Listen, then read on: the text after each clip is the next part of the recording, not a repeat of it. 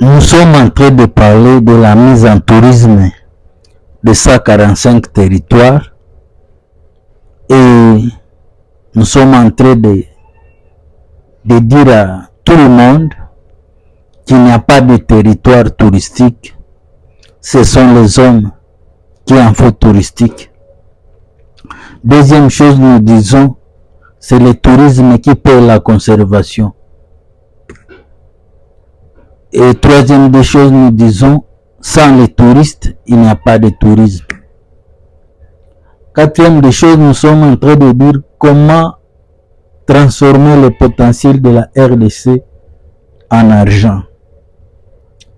Cinquième des choses, nous sommes en train de vous dire que avoir des potentiels touristiques ne fait pas de nous une destination touristique. Nous avions parlé suffisamment sur les postes frontaliers de la République démocratique du Congo. Et c'est très important que nous puissions connaître par où quelqu'un peut entrer en République démocratique du Congo, par où il peut sortir et quelles sont les formalités qu'il doit remplir. Et nous avions expliqué davantage sur la Direction générale des migrations, parce que c'est eux qui ont le pouvoir d'accepter ou de refuser quelqu'un à entrer en République démocratique du Congo. Et nous sommes en train de vous montrer comment, grâce aux postes frontaliers, du point de vue touristique, nous pouvons générer beaucoup d'argent, des millions d'argent. Mais il suffit que nous puissions prendre conscience de ce que nous cherchons.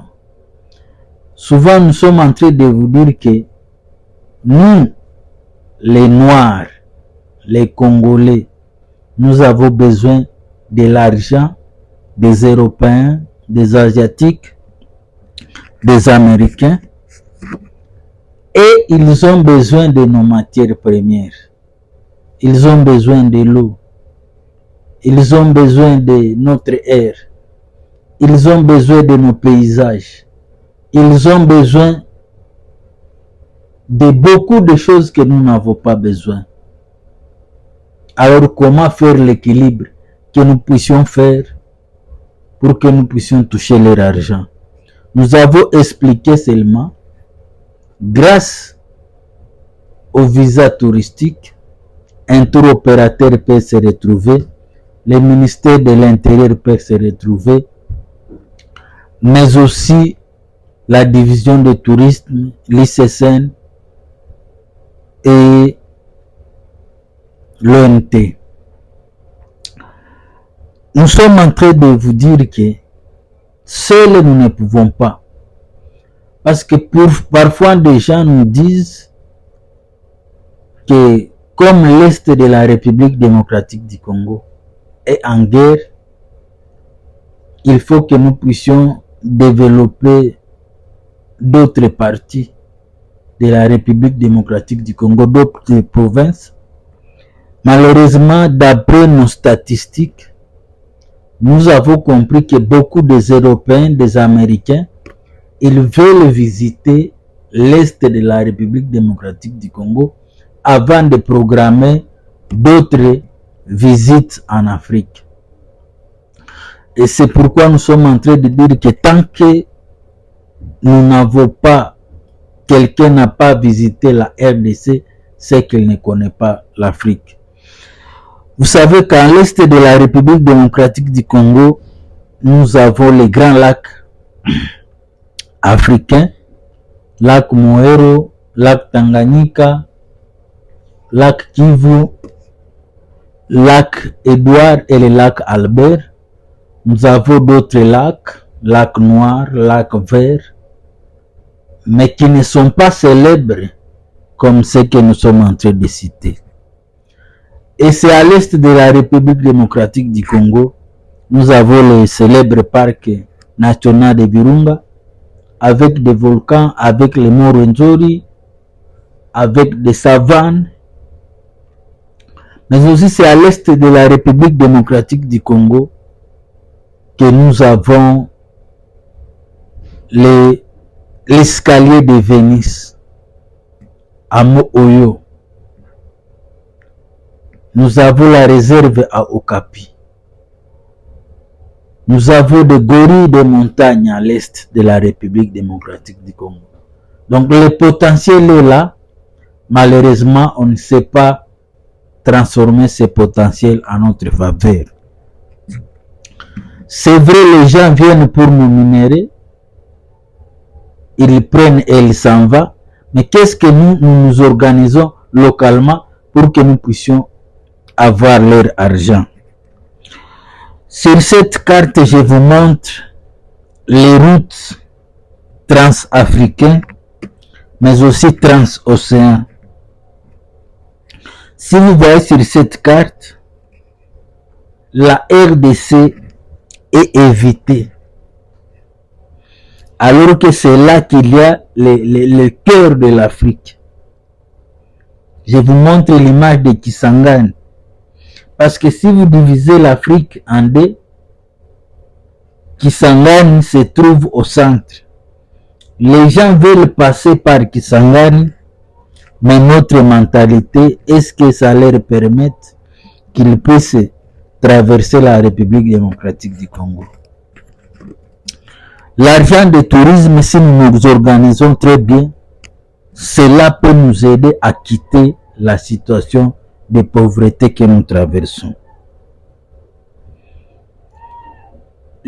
Beaucoup de gens, j'ai dit surtout ceux qui travaillent au niveau de la DGM, ceux qui travaillent au niveau du Congo central, ceux qui travaillent au niveau du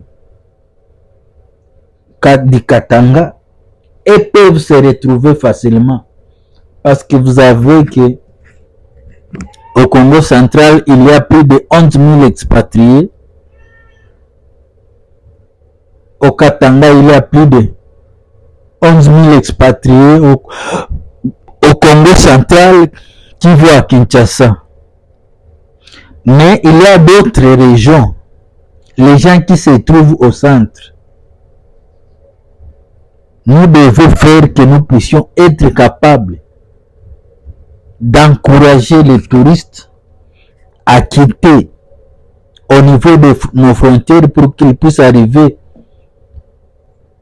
au Maniema, au Sankuru,